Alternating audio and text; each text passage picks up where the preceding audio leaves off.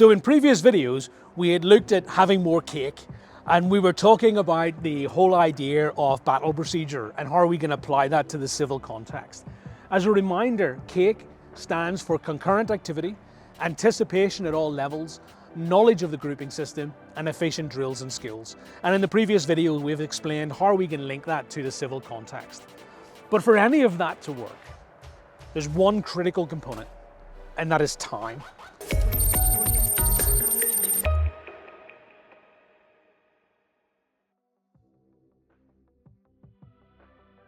When we think about time, we need to segment it in a meaningful way to facilitate planning, preparation, and execution. So if we think about, let's say, for example, we want to open a warehouse on the 15th of February.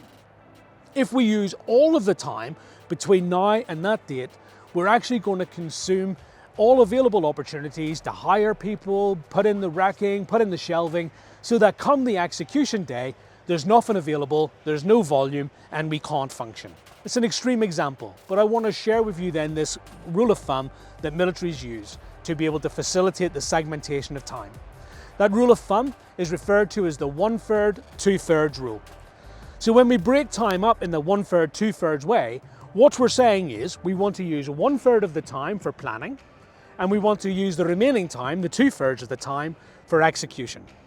So in the context of our warehouse that we seek to open, in the planning phase, we need to be very quick about where is it going to be, we need to understand how we're going to deploy it, we need to know where the labour is going to come from, we need to make sure that we've got the right mechanisms to move the labour to the facility.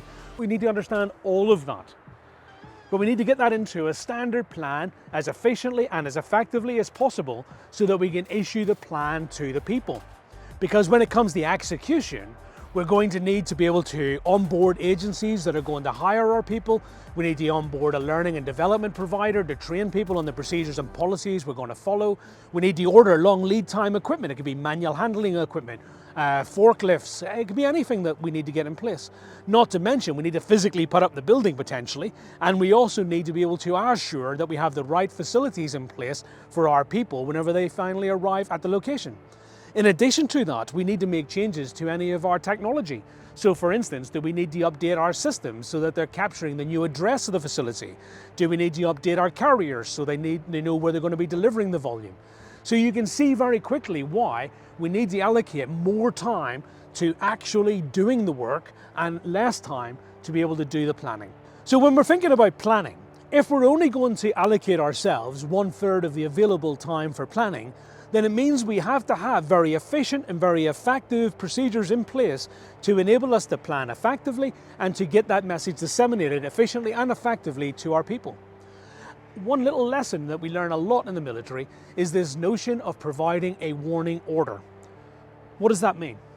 Well, if I know that I'm going to be opening this new warehouse and I know roughly where it's going to be, and I know roughly the sorts of volumes that I'm going to place into that, and I know more or less the scale of the operation, then I can actually issue to my staff a warning order. I can say, please prepare for a facility that will be open in the middle of the country.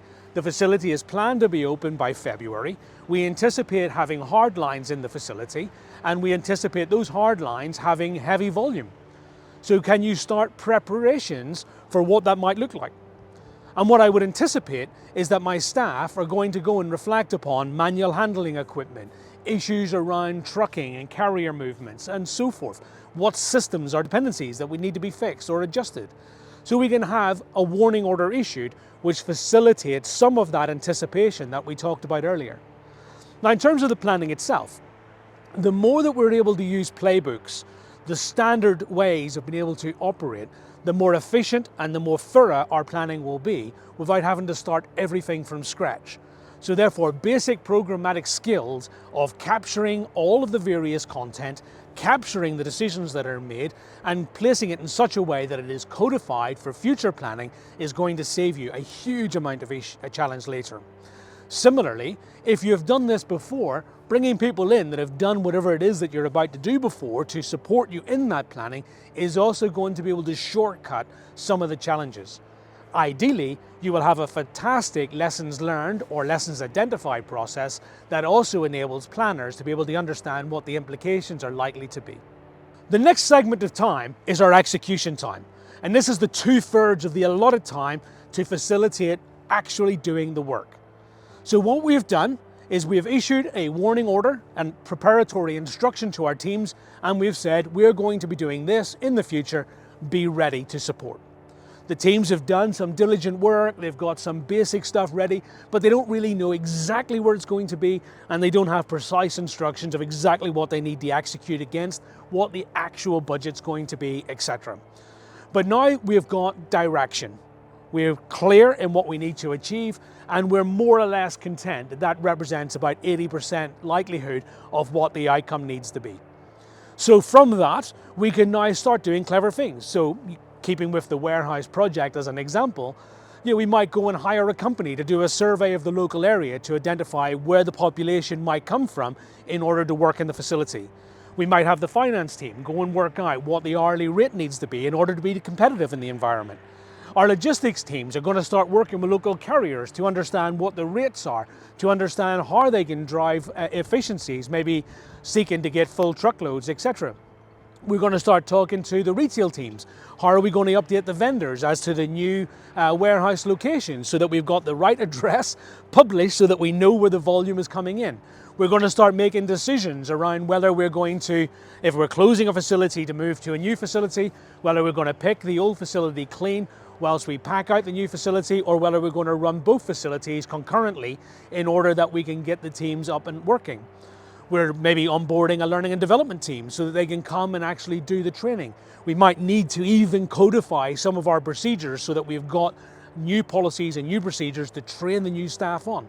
There could be changes to the types of volume we're using. So maybe we've gone from having a sortable small volume to now having a requirement to move large, heavy appliances, in which case we need to reflect upon what that means from a health and safety perspective. We need to look at long lead time items, shelving, racking, our industrial vehicles, etc., whatever it is we're going to do. We need to look at the provision of connections for our technology. So have we got the right number of switches into the facility? Where is the power coming from? Do we have more than one source of power? What about sustainability, etc.? So we can use all of that 2/3 of time to drive towards execution. And that enables battle procedure to be efficient and effective, and therefore we can all have a little bit more cake with our concurrent activity, anticipation, knowledge of the grouping system, and efficient drills and skills.